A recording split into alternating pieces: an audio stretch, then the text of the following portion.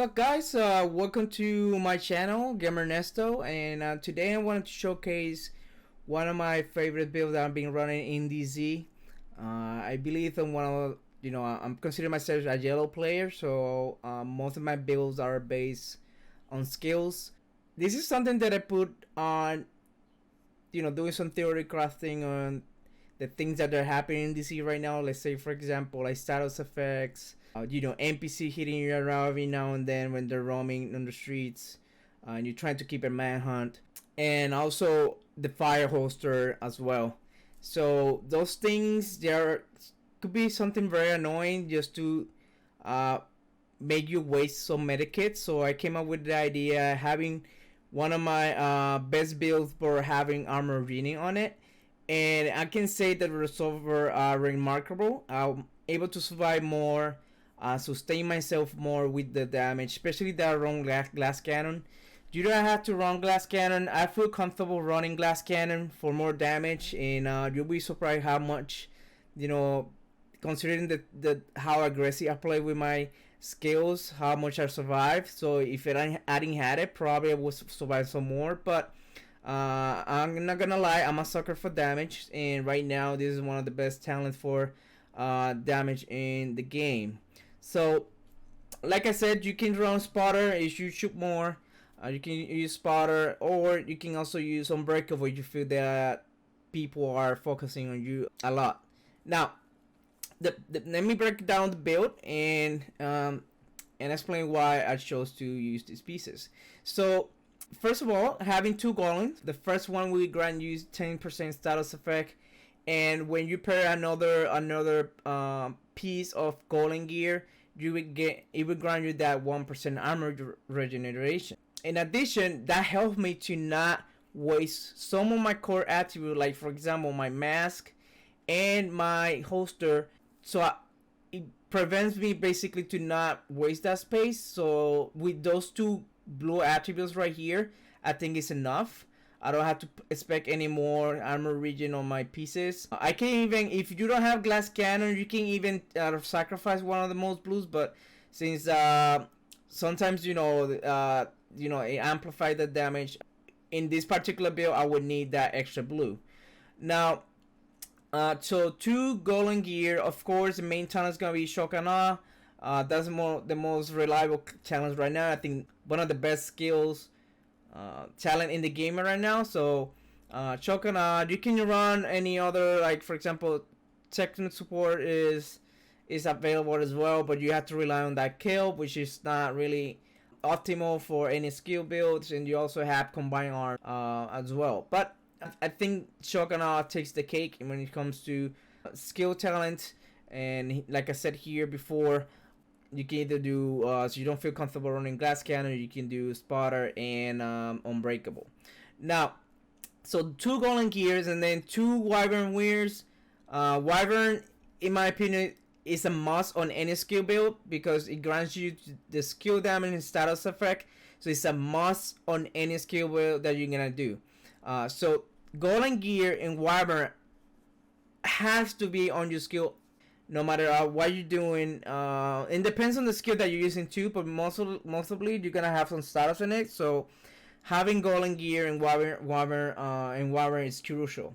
Now, the way I set up my builds, usually the outer this outer layer here, I will put some brand sets, and then I dedicate these 2 slots for naming gear.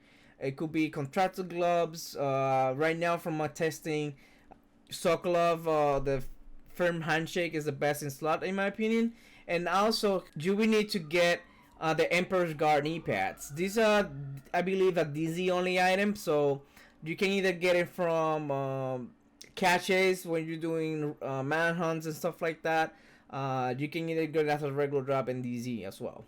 And then the importance of this knee pad is not the skill duration. I'm gonna go over that in a second, but it's more that 1% armor regen. So then you can roll anything like skill damage, status effect, whatever your build is lacking of. So with this setup, basically the cannon launcher is still hitting pretty much high, 674, without adding all the multiplicative damage and the damage that I have on my gear, and the hive is still hitting relatively hard as well. Now, the main skill of course is gonna be can launcher, but you can bounce in between either stinger hive or seekers. Okay, so seekers, you want to be more aggressive and you don't have that many people on the server. This is another a great alternative.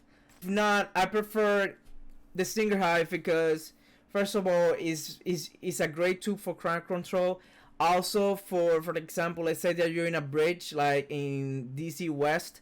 Do you know that you have two places where people can flank?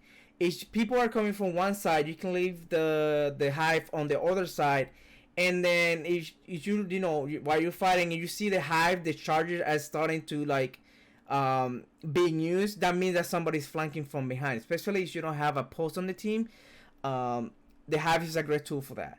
Now that's where the skill duration comes into play. It will add me 20% skill duration, and on top of that, on the clock, you will have, I believe, 20 more. Let me see. Is this one skill haste? No. Duration. Yep, 20 more.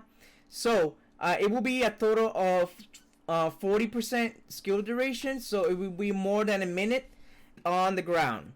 So you don't have to like go back and every like, I think it's less than a minute without the clock and the knee pads. So it will last more than a minute. So I think it's enough time to give you awareness, environmental awareness. So the other thing on the weapons, this is more personal preference. I like using the USC 45 ACP. I think it's a beautiful gun. It shoots nice. It has a little recoil, but I'm comfortable using it. You can also use Police M4s. You like ARs. I don't recommend SMGs because you don't want to be on close quarters most of the time as a skill player. I feel comfortable being close quarters because I've been playing this skill for a long time. So doing CQB combat is not a problem for me, but ideally you would like to be at range at all costs. Okay, you don't want to be too rushy because if you're in cooldown, you won't be able to do nothing and you're gonna get killed. Okay. Now, the reason why I'm using preservation on my shotgun is because preservation, you really don't need to kill the person with the gun to proc the talent. If I'm able to kill you with my skills and I have my shotgun equipped, the talent will proc. Okay, so you will get that 10% armor regen over 5 seconds for every kill that you get. This also works if you're using jammer. So let's say that you're using the jammer pulse and there's a bunch of skills there on the floor and you break them. Every skill will count as a kill and will grant you also the bonus armor from each skill that you destroy. So if you destroy, let's say like 3 on the floor, will be 30% armor back that you get once you destroy them. So yeah, basically in the stats, if I go over my armor regen, it's gonna be around 27,000, which is enough to tank a fire holster, some pestilent ticks, and some of the NPCs that are hitting you on the street when you're running and trying to keep a manhunt up. I cannot tell you how much medikits have saved using this build. Sometimes you lose manhunts because you're out of medikits, especially, my medikits, I don't gonna say it sucks, but you only get that full armor. You don't get that armor over time like the fire spec.